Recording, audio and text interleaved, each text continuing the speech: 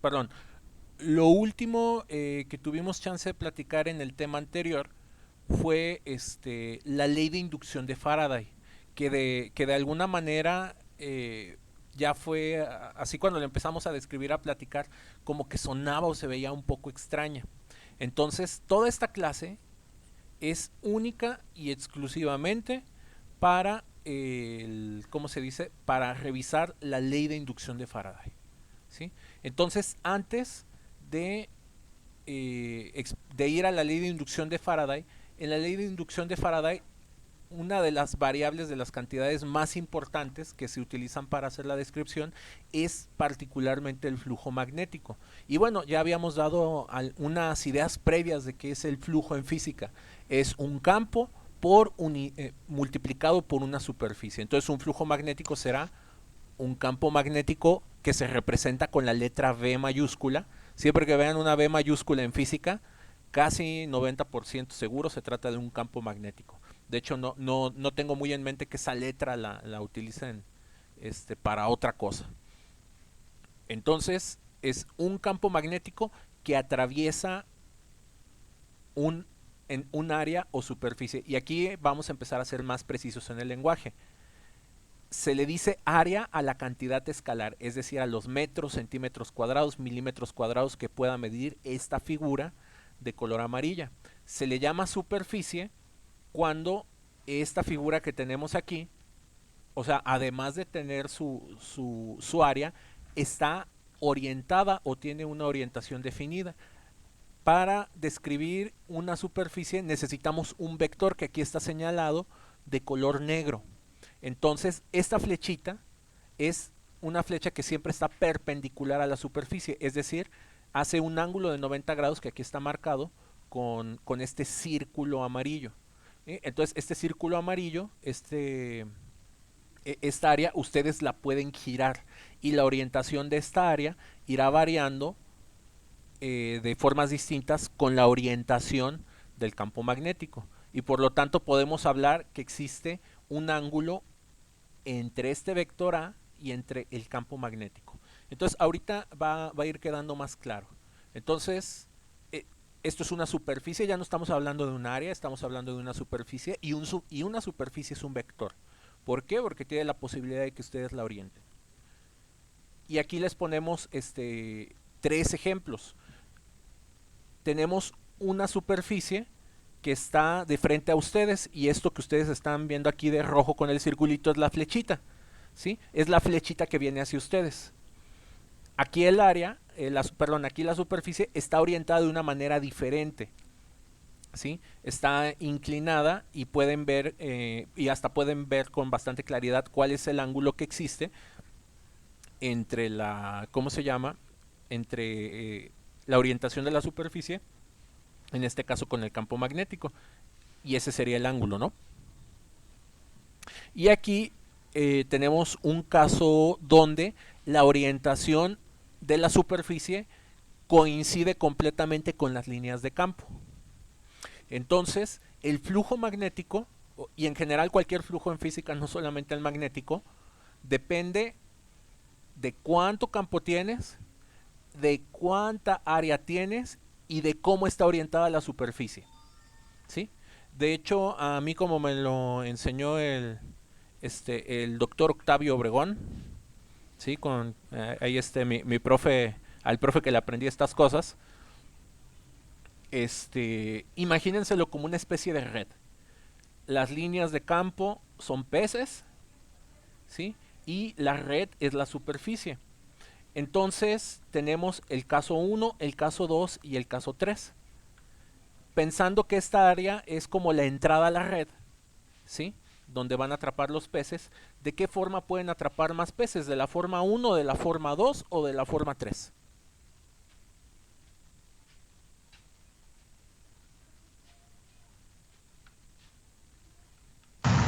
De la 3. La forma 3. Necesitan ustedes que la red, es decir, esta área esté completamente perpendicular a la dirección de los peces. Y bueno, como utilizamos un vector perpendicular para orientar a la superficie o decir para dónde apunta la superficie, decimos que el vector de superficie y el vector de campo magnético tienen que ser colineales o paralelos, ¿sí? Entre más colineales y paralelos sean, el flujo se maximiza. Entre más perpendiculares sean estos vectores, como es el caso de acá, por ejemplo, aquí van a poder, en el caso del medio, que es el intermedio, ustedes van a poder atrapar poquitos peces. En el caso de la izquierda, que es el caso número 1, ustedes no van a atrapar absolutamente nada. ¿Sí? ¿Por qué? Porque los peces van para arriba y la red la están apuntando así de frente, casi de lado. Entonces, pues ningún pez se va a meter ahí. Entonces, aquí decimos que el ángulo entre las líneas negras, que son todas paralelas, y el vector de superficie es de 90 grados. Aquí pues es un valor intermedio. Y aquí decimos que son colineales o simplemente que el ángulo entre ellas es el mismo, es decir, cero. Entonces, la fórmula para calcular el flujo de campo magnético es, o el flujo magnético simplemente, es el vector de campo magnético punto el vector de superficie. Y eso se traduce ya en función de este ángulo, multiplicar las magnitudes de B y de A por el coseno del ángulo que existe entre los ángulos. Entonces el coseno de 90 da 0, entonces esto de aquí les va a dar, ¿cómo se llama? Un flujo de 0.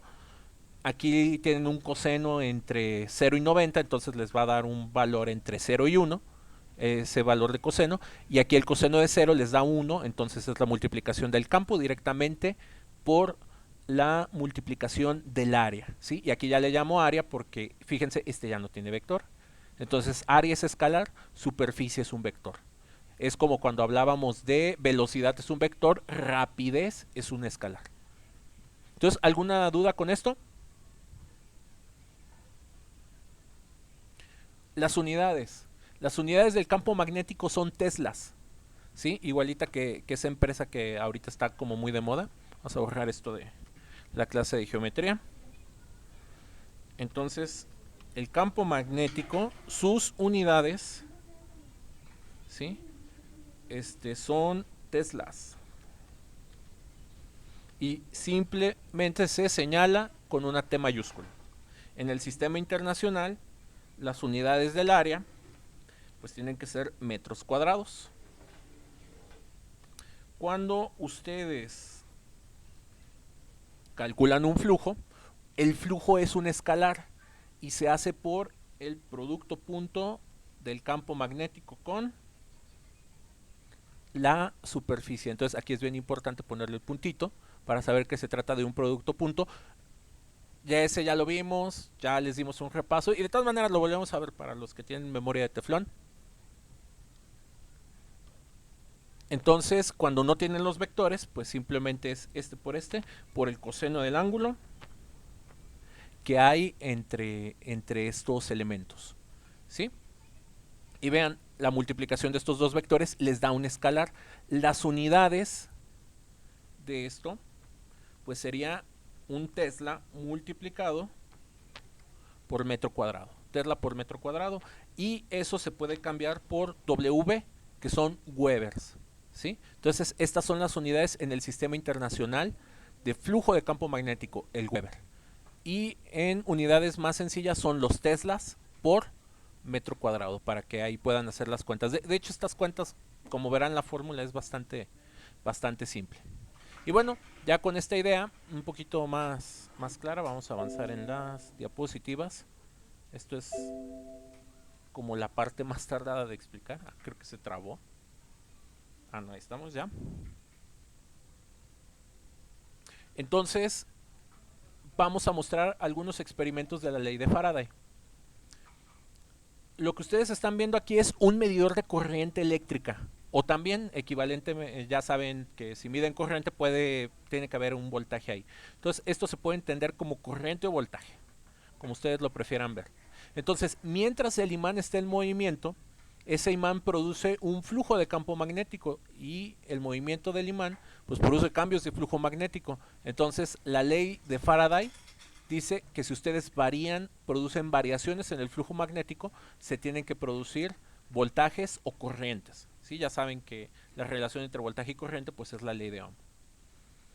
¿Cómo funciona? Conforme ustedes aumenten el flujo, ¿sí? O sea, mientras este se encuentre acercándose, tendrá que haber un aumento de flujo, entonces eso producirá una corriente circulante por aquí. Ojo, esta corriente es inducida por el campo magnético que ustedes están manipulando por acá al acercar el imán. Si el imán está en completo reposo, el campo magnético es constante, entonces ustedes no están produciendo variaciones, y si no hay variaciones, no hay corriente. Entonces algo bien importante, eh, o sea, no caigan en el error de decir que el campo magnético produce corriente, no. Lo que ocurre aquí en realidad se trata que una variación de flujo magnético produce una corriente. Entonces, si ustedes tienen este imán y lo empiezan a alejar, van a hacer que el campo baje. Que el campo baje significa una variación. Entonces, baja el campo, entonces producen una variación de flujo aquí. ¿Cómo se calcula el flujo aquí? El flujo es el área de esta sección, es decir, si esto se trata de un circuito con forma circular, pues sería el área de un círculo. Si esto fuera así como una forma rectangular, sacan el área de un rectángulo, etcétera. Entonces, aquí nada más tienen que calcular el área por la cual está atravesando este campo magnético, ¿sí? Entonces es muy sencillo. Las variaciones producen, producen corrientes eléctricas, ¿sí? Este es un fenómeno relativo, entonces, por ejemplo, si ustedes tienen una serie de espiras o de alambres, estos son un montón de alambritos dando vueltas como estos, hagan de cuenta que pusieron unos 1000, todos juntitos, y aquí sacan el positivo, el negativo, y lo ponen en una base para que se vea bonito. Aquí no tiene nada nuevo. Entonces es equivalente a que ustedes muevan el alambre, a que ustedes muevan el imán, ¿sí? Entonces, si ustedes hubieran dejado quieto el imán y ustedes se hubieran puesto a mover el cablecito pues también les va a marcar corrientes. Entonces, la ley de Faraday es un fenómeno completamente relativo de movimiento. Una de las dos partes o ambas tienen que estar en movimiento para que funcione. Tres maneras, ¿cómo se llama? Tres maneras de hacer el proceso de inducción. Pueden hacerlo con un imán, pueden hacerlo con un electroimán. Acuérdense que de acuerdo a la ley de Ampère, si por aquí está pasando una corriente, pues esto va a generar un campo magnético. Entonces, esto que ustedes tienen aquí es como si tuvieran el imán. Ay, perdón. En realidad quiero mi menú para rayar. Aquí está. Entonces, esto que está aquí es el equivalente al imán, y si ustedes mueven el imán, pues van a inducir corrientes. Otra manera de hacerlo es que, por ejemplo, este dispositivo ustedes lo dejen aquí bien quietecito y prendan y apaguen el electroimán. Cuando ustedes prenden y apagan el electroimán, bueno, cuando está apagado no hay campo magnético. Cuando ustedes lo prenden, durante un intervalo bien cortito de tiempo, pues este campo va a pasar de 0 a lo que valga. Entonces eso va a producir aumento de campo.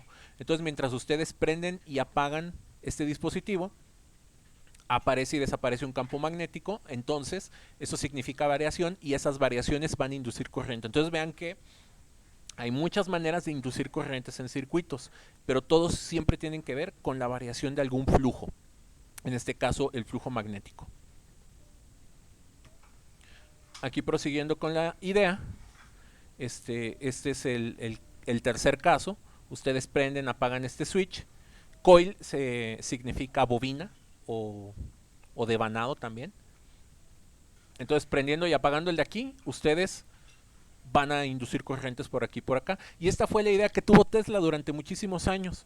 Transmisión de electricidad sin cables, ¿sí? Nada más que, bueno, para hacer eso uno ocupa muchísima potencia, y bueno, ahí hay otras dificultades técnicas para hacerlo, pero esta es la idea detrás de todos esos inventos locos o teorías conspirativas que se escuchaban de Tesla, ¿no? Que Tesla tenía solucionado el problema. Tesla le echó muchas ganas, pero no tenía solucionado el problema. Si hubiera tenido solucionado el problema, nuestra tecnología sería otra, ¿sí? Y bueno, todo lo que les acabo de platicar, ahí está por escrito. Ahorita que terminamos la clase les voy a subir esta diapositiva para que, bueno, todas estas diapositivas para que las puedan ver. Y tienen unas animaciones bien útiles para poder entender al 100% la ley de inducción de Faraday, ¿sí? Entonces, este es el tipo de animaciones que ayudan a entender. O sea, mientras existen las variaciones, ustedes van a poder detectar el voltaje. Por ejemplo, cuando esta barra está aquí, hasta la orilla quiere decir que no hay voltaje. Digamos, ahí serían 0 volts. Y hasta acá, pues, por ejemplo, podríamos decir que son 100 volts. Entonces, vean que en el intervalo donde se conecta y se desconecta, este da un brinquito, pero se vuelve a caer. Entonces, mientras se mantiene prendida aquí, el campo magnético es constante. Y como es constante, no existe la variación. Y sin la variación, ustedes no pueden inducir el voltaje o la corriente, ¿sí? Equivalentemente. Igual, cuando pasa de prendido a apagado, vean que mientras está apagado, de manera estable y continua, pues esto marca el cero. Entonces, estas variaciones solamente se obtienen mientras aparece y desaparece un campo magnético que aquí no está marcado. Entonces aquí aparece y desaparece el campo magnético. Con la aparición y desaparición, este voltaje da ese brinquito, ¿sí? Y pues bueno, ahí tienen la fórmula, bastante sencilla. Esto de aquí es el voltaje. Entonces el voltaje es una función del tiempo. La parte matemática la voy a ver detalladamente en otra clase, pero para ir introduciendo algunos conceptos. Esto de aquí es la variación de flujo entre un intervalo de tiempo. Entonces, si ustedes quieren calcular voltajes promedio, se puede utilizar esta sencilla fórmula. Y ahorita vamos a explicar ese signo menos porque está ahí. Y que es una de las cosas más interesantes que tiene la ley de inducción de Faraday, ¿sí? Y gracias a este menos es que no tenemos tecnologías que puedan producir energía infinita. Pero bueno, ahorita vamos para allá. Cuando tienen la función del flujo magnético, pues bueno, el delta T lo hace entender a cero y el voltaje es la derivada del flujo magnético respecto del tiempo, ¿sí? Y ya dan el brinquito para trabajar con cálculo diferencial, ¿sí? Entonces, aquí prosiguiendo, aquí esto de fuerza electromotriz pues es un sinónimo de voltaje. Acuérdense que o sea, de acuerdo a las definiciones que ya habíamos platicado, pues el voltaje tiene que ver con energía potencial eléctrica.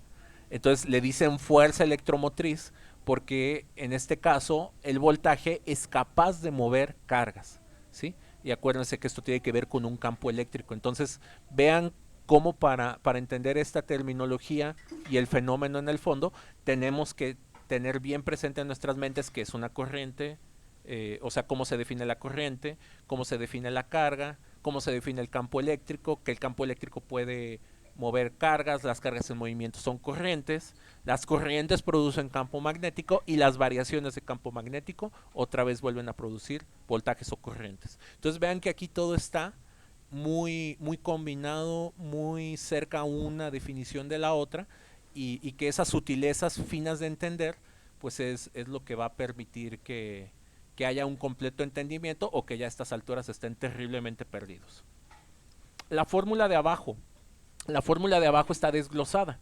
Aquí, en lugar de flujo, pues se puso la definición de flujo, que es el voltaje por la superficie por el coseno del ángulo que existe entre el campo magnético y la superficie. Perdón, aquí dije voltaje, no es voltaje y este es campo magnético, ¿sí? Y son las variaciones de este flujo, por eso ahí le siguen dejando la letra delta. Y esta n representa la cantidad de espiras que tú puedas tener. Entonces, la fórmula de arriba, o en este caso con n igual a 1, es cuando ustedes tienen este caso, una sola espira, un solo circuito. Si ustedes empiezan a hacer muchas vueltas, pues bueno, cada vuelta es más 1, más 2, más 3, es decir, es una multiplicación. Entonces, si esto tiene aquí 100 vueltas, pues la n vale 100. Por ejemplo, aquí podemos contarlas, tiene 1, 2, 3, 4, 5, este tiene 6 vueltas, entonces n mayúscula sería igual a 6 para esa fórmula. Entonces vean que con esta definición ya es más, bueno, con las definiciones que estamos viendo parte por parte, ya es muy sencillo ir estableciendo o deduciendo estas fórmulas, ¿sí? Aquí les tenemos otro ejemplo. Aquí están viendo la sección transversal de la bobina, cross section, sección transversal. Es un corte sagital como los que hacen en anatomía o en algunos planos para diseño, dibujo. Es a lo que se refiere. Y aquí les está mostrando que mientras la barra, el imán se está moviendo, se producen las variaciones de flujo. Cuando el imán está completamente quieto en alguna de sus posiciones extremas, vean que esto mide un cero. Y algo bien interesante, podemos producir corriente en un sentido, es decir, negativa, y corriente en otro sentido, a la derecha.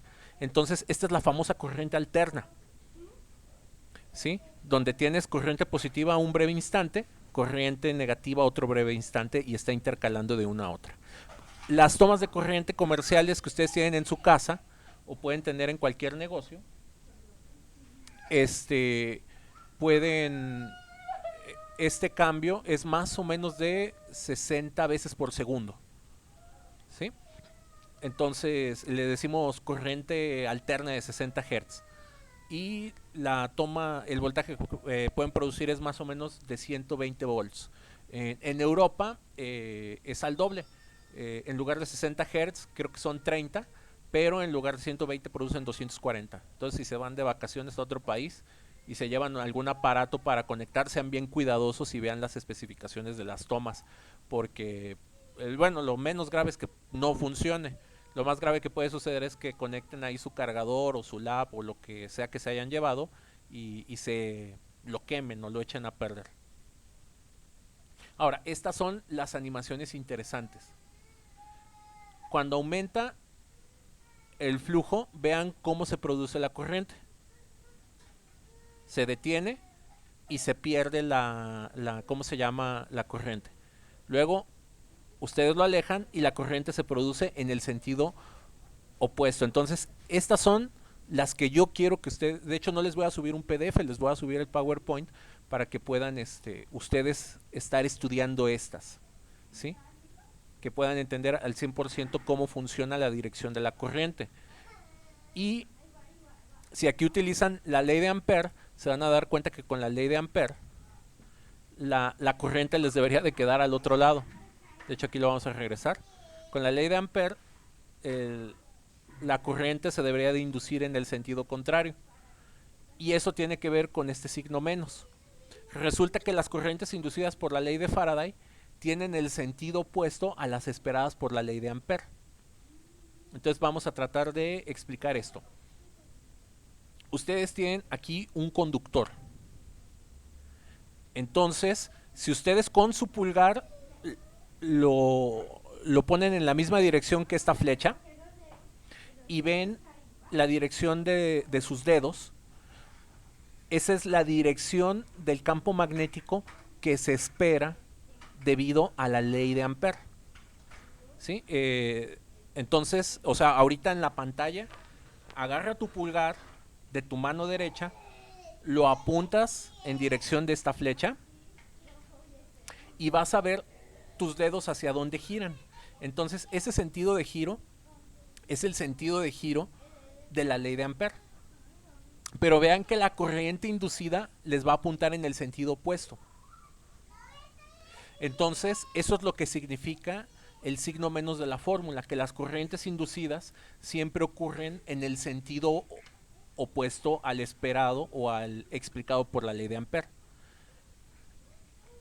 Entonces vamos a verlo, bueno, este es otro ejemplo de cómo se puede producir un voltaje variando el área.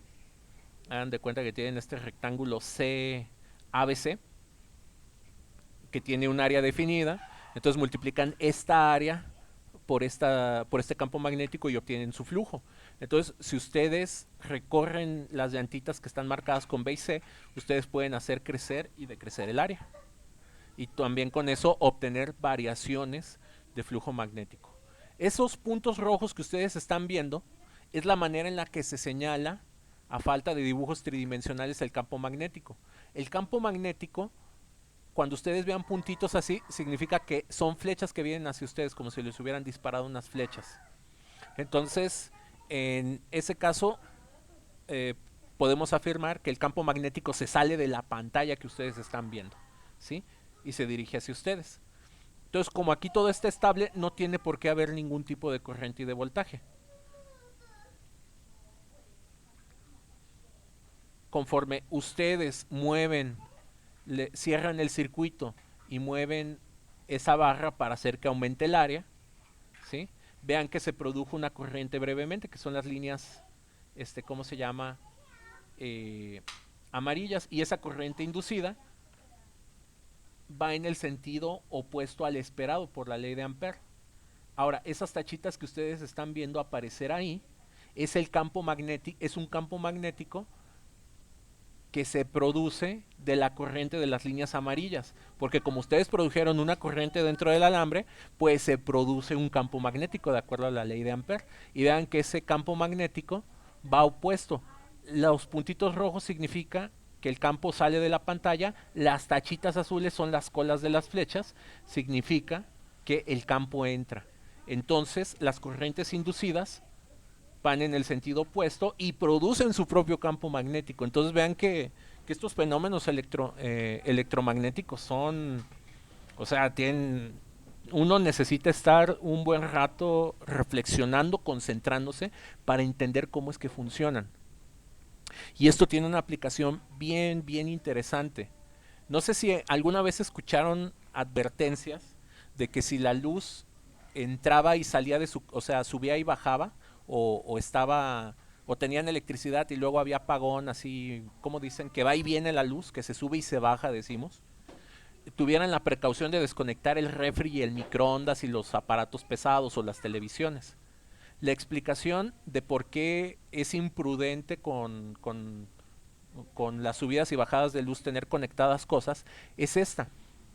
Cada vez que se prende y se apaga el aparato, aparecen y desaparecen campos magnéticos dentro de los alambres y estas corrientes van en el sentido opuesto del funcionamiento del aparato. Entonces, si el apagón ocurre muy intempestivamente, lo que ustedes tengan conectado se va a quemar. Y por eso ponemos las famosas pastillas o los switch o las, ay, se me fue el nombre de estas cosas, los fusibles, ¿sí? Los fusibles son dispositivos para que si ocurren estas subidas o estas bajadas, se quemen o se boten en lugar de que le ocurra al aparato. Entonces a esto también en física, en ingeniería les llamamos las corrientes parásito, ¿sí? El efecto de prender o apagar algo produce corrientes en el sentido opuesto al esperado. Y si su electrónica o su dispositivo no están bien diseñados, pues nomás por prenderlo o apagarlo se van a, pueden dañar instalaciones eléctricas. Les cuento la anécdota de un cuate. Este, se le, o sea, se le hizo fácil apagar directamente de la pared el láser. Entonces el láser se apagó de golpe. Esos láseres son cosas que ni siquiera pueden estar conectadas a las tomas de corriente. De hecho, los tienen que conectar a generadores externos. Y botó todo, se echó toda la instalación eléctrica de un laboratorio y además dejó sin luz a la universidad como un día y cacho en lo que fueron los de comisión a arreglar las cosas. Entonces, revisen esto con muchísimo cuidado. Hay que entender todos estos dibujitos. Y bueno, otra aplicación bien interesante, los motores eléctricos, ¿sí? Esto puede funcionar en dos sentidos. Pueden hacer pasar una corriente por el cable rojo y bueno, y se va a producir ahí una torca que va a hacer rotar un motor, o al revés, ustedes con una manivela, con un motor de combustión o de vapor o de lo que sea, ustedes hacen girar esto y al hacerlo girar van a producir una corriente interna dentro del alambre que ustedes pueden recaptar para encender lo que ustedes quieran, o sea, un dínamo, ¿sí? Entonces esto tiene un montón de cuestiones bien interesantes. Y bueno, ya para ir cerrando el tema, ¿se acuerdan cuál es la derivada del seno?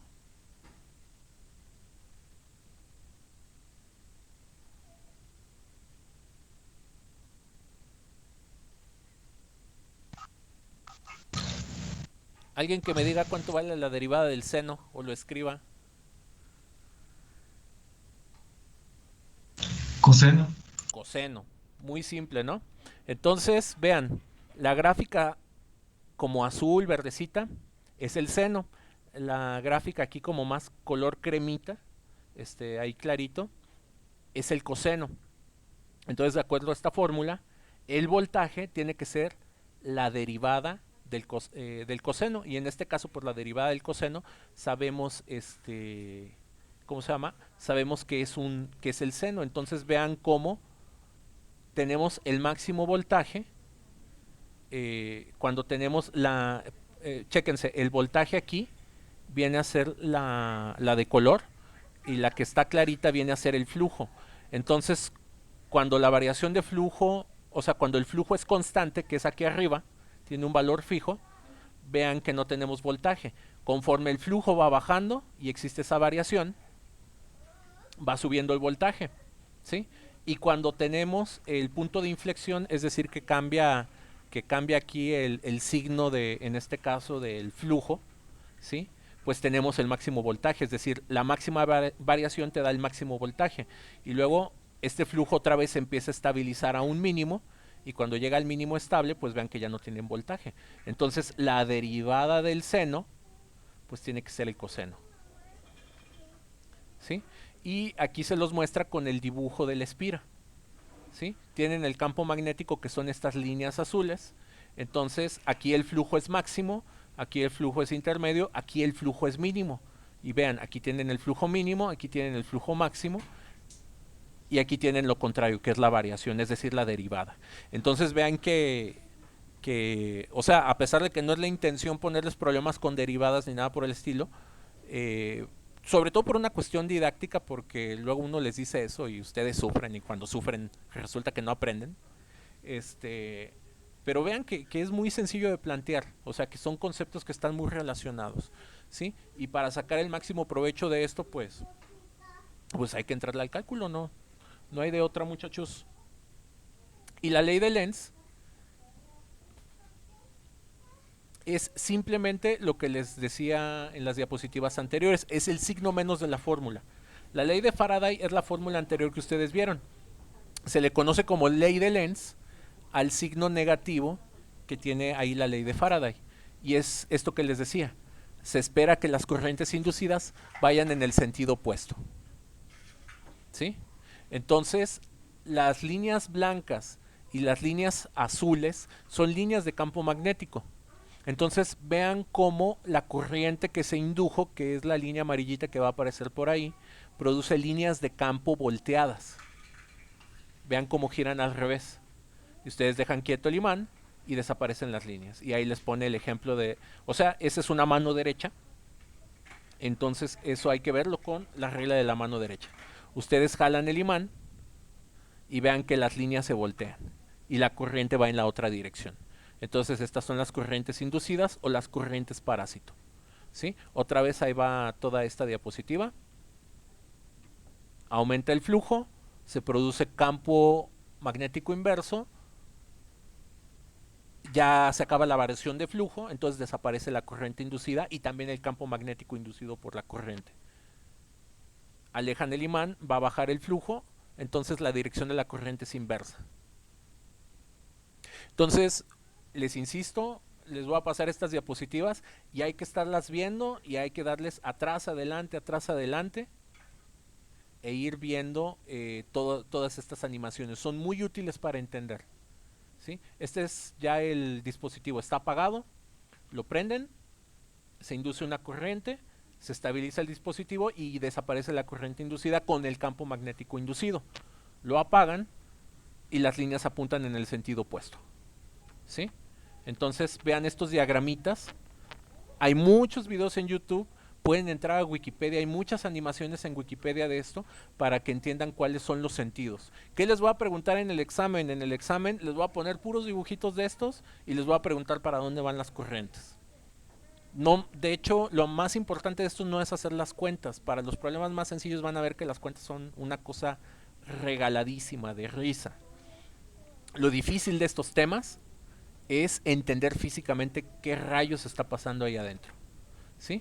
Y aquí pues, por ejemplo, este es el tipo de ejercicios que les podemos preguntar.